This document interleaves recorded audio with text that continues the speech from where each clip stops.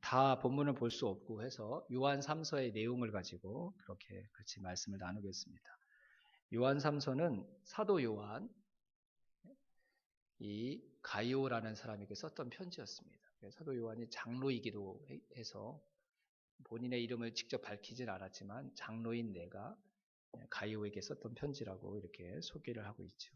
그러면 요한과 가이오는 어떤 관계였는가? 요한이 복음을 전하고 진리를 전하는 가운데 가이오를 만났고 가이오가 요한이 전해준 복음을 듣고 이제 그리스도인이 되었습니다. 그래서 이렇게 보면 영적으로 아버지와 아들의 관계, 그렇죠? 내가 복음으로 낳은 나의 자녀. 요한에게 가이오는 이제 그런 대상이 되는 것이죠. 그래서 늘 애정이 가고 어떻게 지내는지 궁금했는데 다른 복음을 전하는 사람들을 통해서 듣게 된 가이오의 소식이 어떤 소식이었냐면 복음을 잘 듣고 예수 믿게 되었는데 그 이후로도 복음과 진리에 합당하게 잘 살아가고 있다라는 소식을 듣게 된 거예요. 그런 소식을 들었을 때 나 때문에 예수 믿게 되었는데 그 사람이 복음과 진리 가운데 여전히 잘 살고 있다는 얘기를 들었을 때 나에게는 내 마음은 어떨까요, 여러분? 너무 기쁘죠. 너무 기쁘죠. 그래서 오늘 요한삼서 1장 3절에도 보면 요한 사도가 요한 장로님이 심히 기쁘다. 네가 진리 안에 행한다는 소식을 들으니까 내가 심히 기쁘다. 이렇게 고백을 했어요. 그 기쁨을 전해주고 싶어서 썼던 편지가 이 요한 3서라고 생각하시면 됩니다. 근데 단지 기쁘다 그 얘기를 알려주고 싶어서 쓴 편지가 아니라 또 중요한 이유가 한 가지 있었어요. 그게 뭐냐면 요한 1서, 요한 2서, 요한 3서 다 사도 요한이 썼던 편지들이었는데 그 편지를 쓰게 된 궁극적인 이유가 있었는데 그게 뭐였냐면 그 당시 초대교회들이 아직 온전히 서지 못한 상태들이고 지도자들이 교회마다 다 있었던 게 아니에요. 지도자들이 부족했기 때문에 돌아다니면서 사도 바울도 그랬잖아요. 한 교회에 계속 머물러 있었던 게 아니라 이 교회가 어느 정도 세워지면 다른 곳에 가서 또 교회를 세우고 뭐 그랬던 상황이었기 때문에 교회들마다 다 어려움들이 있었어요. 근데 그 어려움들이 대표적으로 뭐였냐면 거짓 교사들이 거짓 가르침들을 가지고 들어와서 진리 위에 세워지고 복음 위에 세워졌던 교회에 다른 가르침들을 자꾸 얘기하는 거예요. 근데 이게 매력이 있어요. 그래서 사람들이 자꾸 그 얘기를 듣고 흔들리고 그래서 교회를 떠나는 사람들도 생기고 그나마 연약한 교회들이 또 나뉘어지고 이런 안타까운 일들이 그 초대교회 당시에 많이 일어나고 있었던 것이죠. 그래서 그런 거짓 가르침 때문에 몸살을 앓고 있는 교회를 돕고 싶어서 또 성도들을 위로하고 격려하고 싶어서 썼던 편지가 요한 1서, 요한 2서, 요한 3서. 그 안에 그냥 사랑을 듬뿍 담아가지고요. 그 가운데서도 신앙생활 하려고 몸부림치고 있는 성도들을 위로하고 격려하기 위해서 썼던 편지가 사도 요한이 썼던 편지가 바로 요한 1, 2, 3서라고 생각을 하시면 될 것 같습니다. 그래서 중요한 건 거짓 가르침 때문에 교회가 어려움을 겪고 있으니까 사도 요한이 가장 강조했던 건 뭐냐면요. 더욱 진리에 집중하라는 것이었습니다. 거짓이 판치는 시대에 그 거짓과 싸울 수 있는 가장 좋은 방법은 인간 대 인간으로 그들과 싸우는 게 아니라 어떻게 하라는 거예요? 너희들이 믿고 있는 그 진리가 진짜 진리라는 것을 너희들이 믿고 더 진리를 온전히 붙들라는 거예요. 나를 구원해 주신 진리가 무엇이고 복음이 무엇이었는지. 내가 어떤 말씀을 듣고 믿어서 구원받게 되었는지 그 진리를 더욱 분명히 하는 삶을 살아가라고 사도 요한이 강조했던 것이죠. 거짓 교회 안에 들어왔던 거짓 가르침들을 여러 가지로 분류할 수 있지만 대표적인 건 가장 큰 거짓 가르침이 뭐였냐면요. 예수님은 온전한 메시아가 아니다. 이거였어요. 우리가 들을 때는 깜짝 놀란 일인데 그 당시에는 그게 통했어요. 예수님은 온전한 메시아일 수가 없다. 인간의 몸을 입고 오신 하나님은 있을 수 없는 일이다. 어떻게 하나님이 사람의 손에 의해서 죽임을 당할 수 있어? 이게 자기 머리로는 이해가 안 되는 거예요. 그리고 내 마음이 이게 용납이 안 되는 거예요. 그래서 예수님을 받아들이지 않는 거라니까요. 그러면서 무슨 얘기를 하냐면 사람들이 부담 없이 받아들일 수 있는 그리고 머리로도 이해가 될 수 있는 그런 구원에 대해서 자꾸 얘기하는 거예요. 여러분, 정말 나에게 필요한 메시아 구원자가 누굽니까, 여러분? 내가 원하는 메시아와 구원자가 나를 구원해 주는 게 아니라니까요. 하나님이 저와 여러분을 구원하시기 위해 보내신 그 구원자가 저와 여러분을 위한 구원자인 줄로 믿습니다. 아니, 그 구원자가 내 머리로 다 이해되고 내 마음으로 다 받아들여진다면 그거는 내가 그런 구원자를 판단할 수 있는 위치에 있다는 것 아니겠어요, 여러분?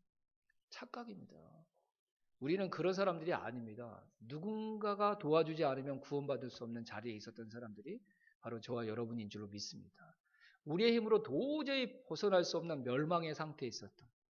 근데 그 누군가가 나를 도와주지 않으면 그 상황에서 벗어날 수 없는 상태에 있었던 사람들이 바로 저와 여러분이었어요. 우리 인간이었어요. 그런데 구원자는 이런 사람이어야 돼.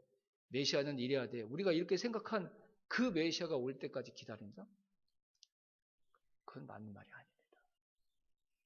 그런 우리의 상태를 보시고 그래, 네 힘으로 할 수 없으니까 내가 너를 도와줘야겠다. 너를 구원할 메시아로 그래서 하나님이 우리 예수님을 이 땅에 보내주신 거죠.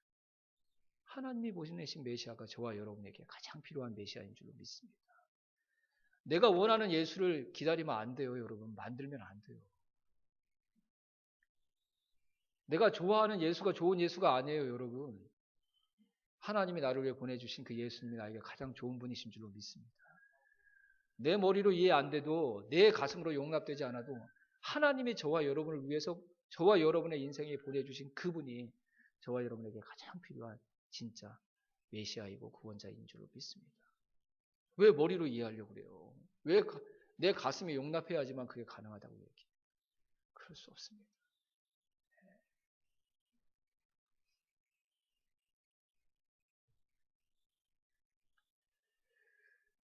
거짓 가르침을 얘기하는 사람들이 자기들이 한 말이 다 진리래요. 그러면서 사람들이 쉽게 이해하고 받아들일 수 있는 얘기들만 하는 거예요. 듣기 좋으니까 사람들이 그 말에 자꾸 현혹돼요.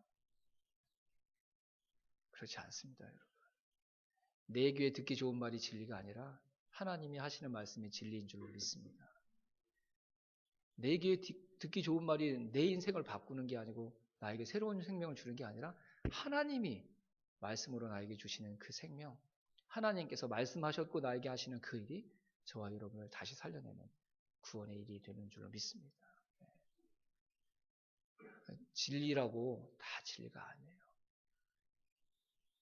내 머리로 다 이해가 된다고 진리가 아니에요. 하나님이 성경을 통해 말씀하셨고 하나님께서 말씀하신 것을 이루신 그것이 저와 여러분에게 진짜 진리인 줄로 믿습니다. 진짜 진리를 붙드는 자들이 되라. 그 진리를 붙들므로 거짓 가르침과 맞서 싸워라. 이렇게 얘기하고 나서 또 사도 요한이 강조했던 게 뭔지 아세요? 진짜 진리를 믿기 때문에 진리에 합당한 삶을 살라고 강조한 거예요. 그러면서 얘기한 게 뭐죠? 사랑이었죠, 사랑. 진짜 진리를 믿는 자라면, 진짜 진리를 아는 자라면, 진짜 진리 때문에 인생에 대해서 눈뜬 자라면 어떻게 사는 거라고요? 사랑하면서 사는 거죠. 거짓 가르침을 얘기하는 사람들이 제일 많이 하는 얘기가 뭔지 아세요, 여러분? 사랑이에요, 사랑. 사랑에 대해서 얼마나 많은 말을 하는지 몰라요. 근데 그거 아세요? 그들은 사랑이 뭔지 모르고 얘기하는 거예요. 왜요? 그들은 진리를 모르기 때문에.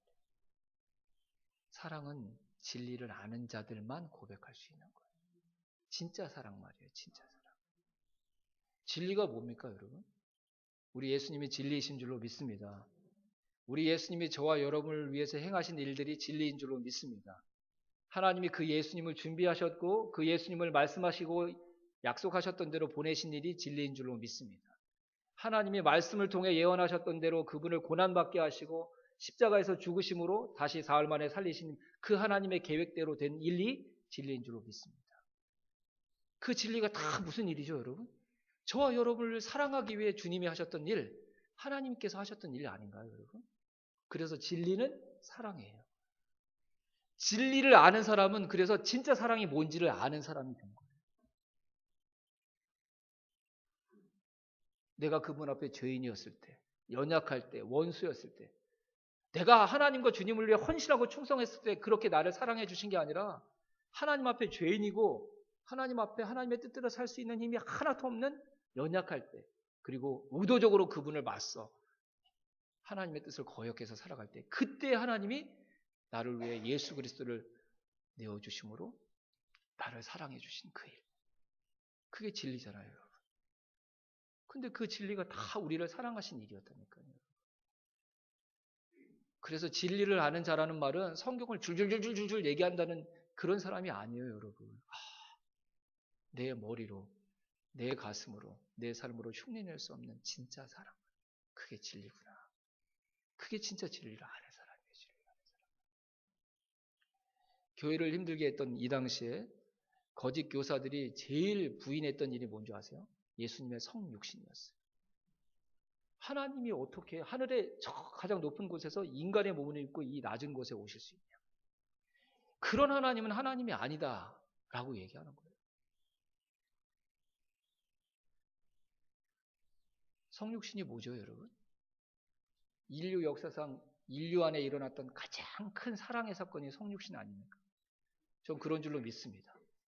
하나님이 저와 여러분과 하나 되기 위해, 그렇지 않으면 저와 여러분이 다시 살아날 방법이 없으니까 가장 높으신 분, 가장 깨끗한 분, 가장 영원하신 분, 가장 존귀하신 분, 가장 광대하신 분이 하나님의 진노를 받아 멸망당할 저와 여러분의 같은 몸을 입고 이 세상으로 가장 낮아지신 사건이 성육신이잖아요.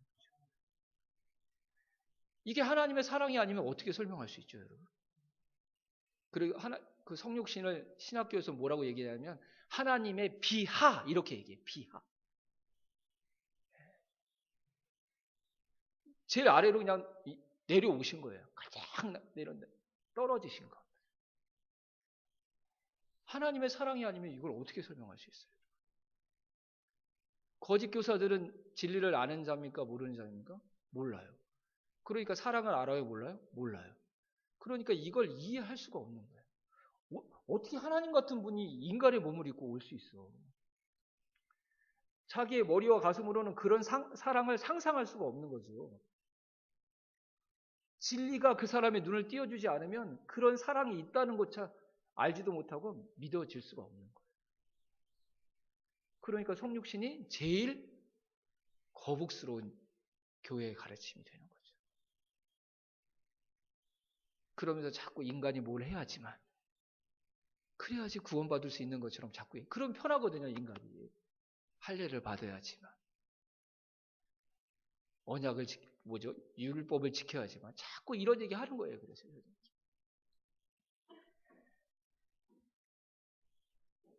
진리는 사랑입니다. 사랑. 저와 여러분들이 정말 진리를 아는 자들이 되기를 주님의 이름으로 축원합니다.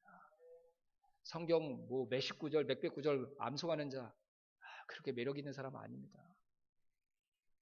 단 한 구절의 말씀을 알지라도 그 사람의 삶에 하나님의 사랑의 모습과 능력들이 나타나는 것. 그게 진짜 진리에 속한 자인 줄로 믿습니다. 요한 사도가 그렇게 얘기하는 거예요. 거짓 가르침에 힘들어하는 성도들 교회를 향해서 진리 붙들어 그리고 진리 안에 더 온전히 속한 자로 살아가. 너희들의 삶 가운데 사랑을 증거로 나타내는 자들이 되어라. 그럼 때가 되면 지금은 거짓 가르침을 이야기하는 사람들이 더 교회 안에 세가 많고 더 영향력을 행사하는 것 같지만 교회의 주인이신 주님께서 진짜 진리에 속한 자들을 지켜내실 것이고 그들의 삶을 통해 나타나는 그 사랑의 증거가 교회를 끝까지 지켜내는 하나님께서 일하시는 통로가 될 거라고 사도 요한을 통해서 말씀하고 계시는 것이죠.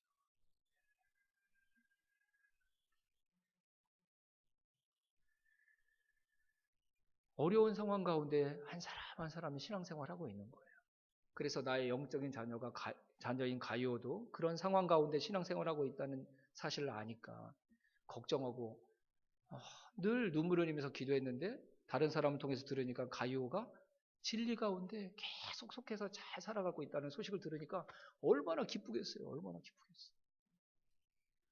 이 기쁨은 아는 사람만 알아요. 아는 사람. 제가 목자 목녀님들 통해서 듣는 고백 중에 제일 저를 행복하게 하는 고백이 뭔지 아세요? 우리 목원이 이렇게 믿음으로 자라가는 것 같아요. 너무 행복해요. 저의 목원이 아닌데 그런 얘기 들으면 저도 너무너무 행복해요. 그 얘기를 하시는 목자 목녀님의 얼굴은 천국이에요. 천국 진짜. 그런 기쁨이 어디 있습니까?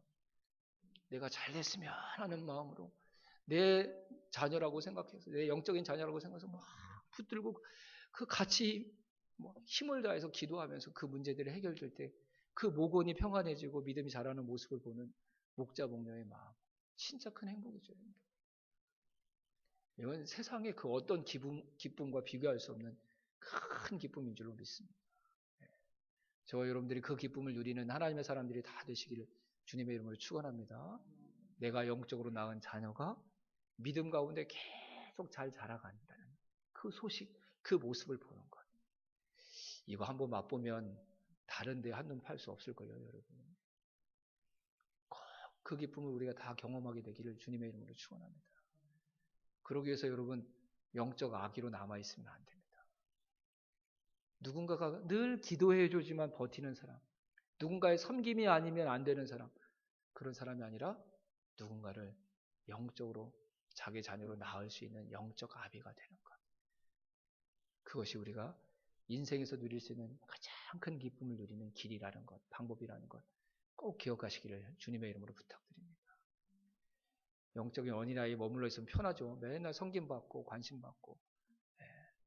근데 여러분 그래서 누리는 기쁨도 크지만 내가 한 영혼을 내 가슴에 내 인생에 품고 그를 위해서 기도하고 그가 잘 되기를 바라는 마음으로 돕고 섬기고 근데 그가 그렇게 믿음에 합당하게 진리에 합당하게 살아가는 그런 모습을 보는 그 기쁨은 진짜 기쁨입니다. 그래서 우리가 영적 어린아이에서 영적 아비로 자라가는 일이 힘들고 어려운 일이지만 그게 힘들고 어려운 일이 아니에요. 왜냐하면 진짜 가장 큰 기쁨을 누리러 나아가는 길이기 때문에. 그래서 그 과정에 어떤 어려움이 있어도 우리가 좌절하거나 낙심할 게 아니라 거기까지 가야 돼요. 영적인 아비가 되는 그 자리까지. 그래서 저와 여러분들이 정말 예수 믿는 참된 기쁨을 누리는 하나님의 사람들이 다 되시기를 주님의 이름으로 축원합니다. 그런 소식 때문에 요한 사도가 참 기뻤는데요. 한편으로는 걱정도 됐어요. 아까 거짓 가르침이 교회 안에 있었다고 그랬는데요. 교회 안에 그런 이제 막 신앙생활에서 믿음 가운데 신실하게 살아가려고 하는 사람들 주변에 그 사람이 본받을 수 있는 사람만 있는 게 아니라 그렇지 못한 사람들도 참 많았거든요. 그런 얘기들이 계속 들리는 거예요. 사도 요한에게. 그래서 아마 더 많이 기도했고 이 편지를 더 쓰고 싶었던 것 같아요. 다시 오늘 우리가 봤던 말씀 한번 다시 보겠습니다. 1장 9절 말씀을 한번 볼까요? 1장 9절. 우리가 읽었던 말씀 앞에 있는데요. 요한 3서 1장 9절입니다. 네, 제가 읽어보겠습니다. 여러분 한번 보시죠. 내가 두어 자를 교회에 썼으나 그들 중에 으뜸되기를 좋아하는 디오드레베가 우리를 맞아들이지 아니하니. 디오드레베라는 사람이 나오죠. 그렇죠? 이 사람이 가이오가 신앙생활하고 있는 교회에 꽤 영향력이 있는 지도자 같아요.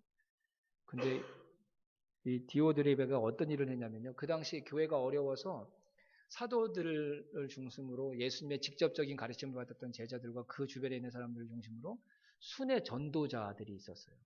그래서 교회마다 어려운 일이 있다고 그러면 그 전도자들이 그 교회들을 찾아다니면서 같이 기도하고 또 말씀을 전해서 성도들이 진리 가운데 온전히 서도록 하고 그 문제를 해결하고 막 이런 일들을 돕고 섬겼거든요. 다 헌신하면서요. 헌신하면서. 사례 이런 거 받지 않고 그냥 나는 주를 위해 드려진 인생입니다. 이렇게 고백하면서 막 교회들, 성도들을 그렇게 섬겼거든요. 근데 이 가이오와 디오드레베가 있는 교회에 어려움이 있다는 것을 얘기 듣고 사도 요한이 순회 전도단을 이 교회로 보냈는데 디오드레베가 어떻게 한 거예요? 거절한 거예요. 그리고 그런 전도자들을 받아들이려고 했던 찬성했던 사람들도 교회에서 내쫓았어요. 왜 그랬을까요? 9절에 뭐라고 그랬죠? 그가 어떤 사람이었기 때문에 으뜸되기를 좋아하는 사람이었기 때문에 딱 감이 오시죠. 그렇죠? 자기 자리 빼앗길까 봐 교회를 도우러 온 선한 사람들을 거절한 거예요.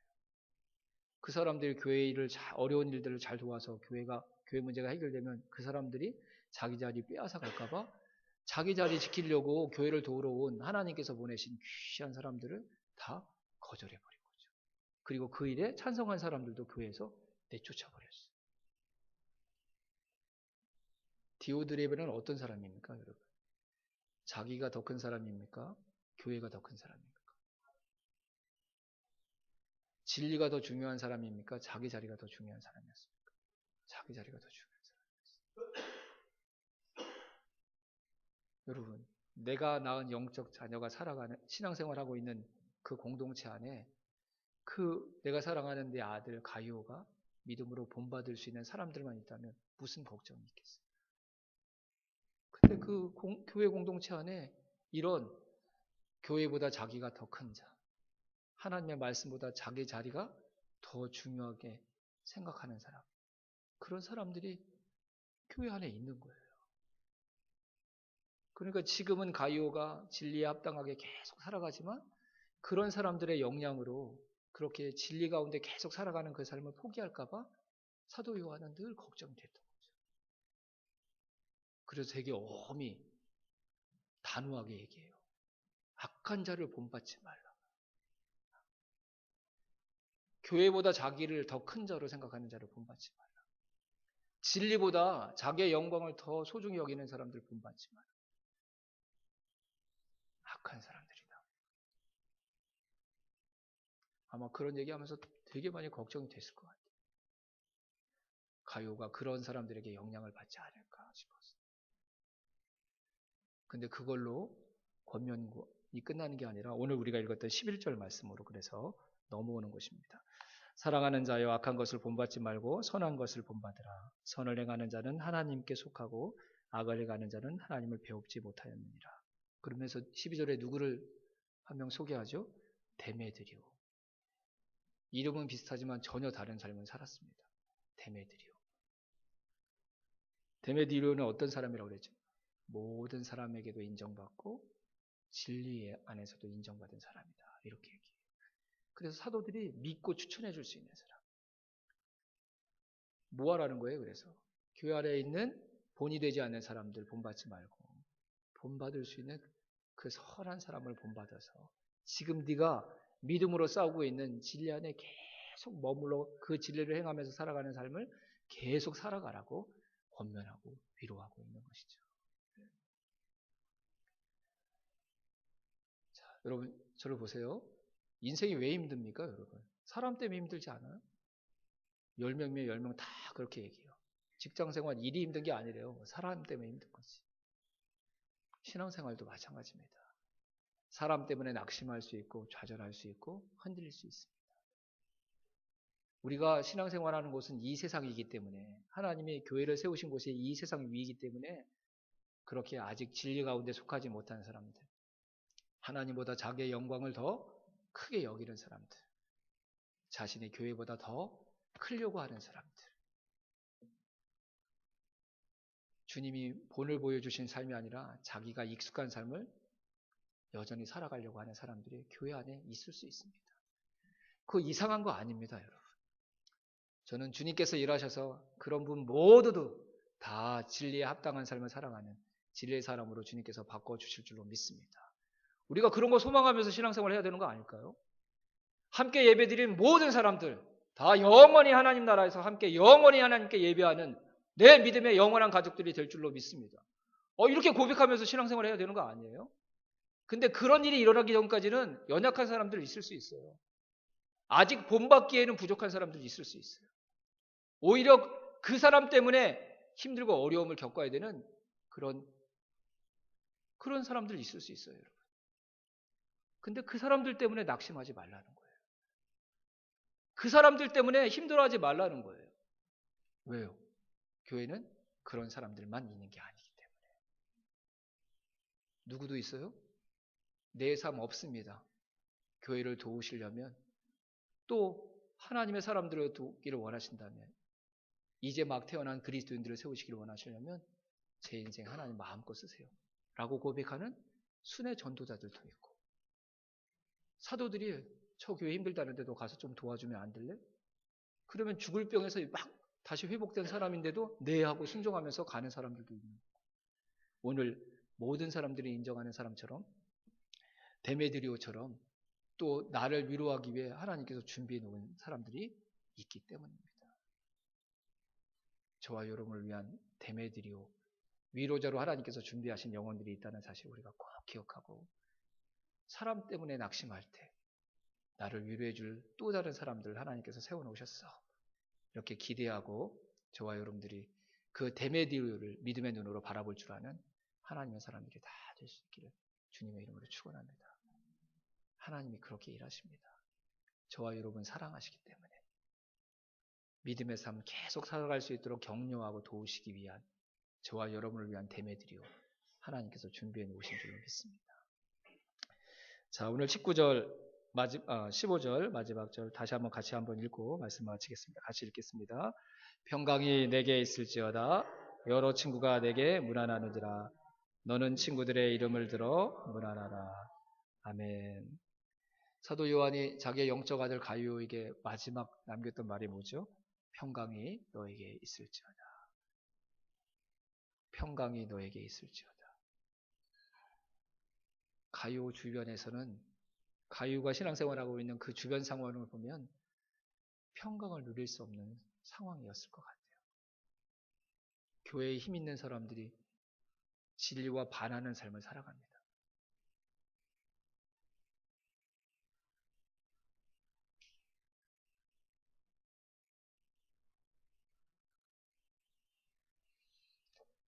열심히 사는데 응원해주지 않고 그냥 힘을 빠지게 하는 그런 일들이 내 주변에서 계속 일어납니다. 내 마음이 무너집니다. 왜 나만 이렇게 살아야 되는지 억울함이 생기기도 합니다.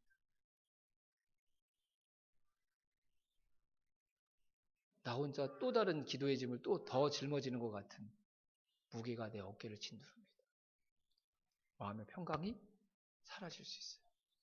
근데 사도 요한이 자기의 영적 아들 가룟에게 평강이 너에게 있을지어다 라고 선언하고 고백합니다.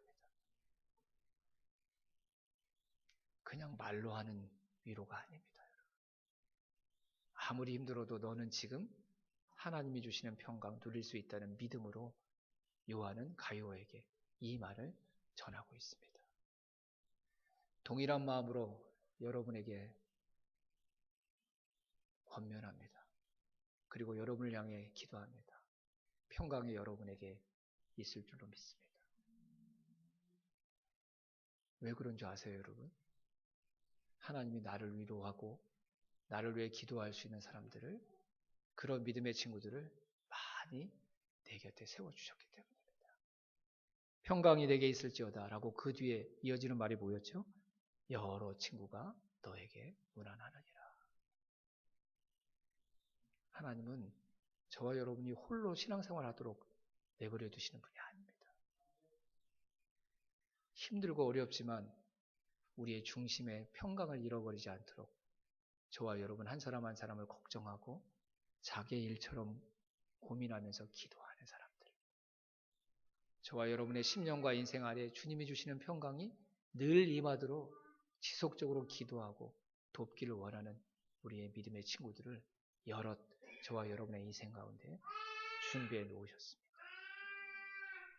가룟에게 사도 요한을, 그리고 데메드리오를, 그리고 이름을 밝히지 않지만 지금도 함께 사도 요한과 이 편지를 같은 마음으로 쓰고 있는 여러 믿음의 친구들을, 그리고 그 뒤에 있는 지금 가룟 옆에 함께 동일한 그 믿음의 친구들로 함께하고 있는 사람들이 있다는 사실을 사도 요한은 알고 있기에 가룟가 아무리 힘든 상황 가운데 있어도 평강이 그의 가운데 함께할 것이고 그 평강 가운데 그가 계속 지금 살아오고 있는 것처럼 진리에 합당한 삶을 계속 살아갈 것이라고 확신할 수 있었던 것입니다.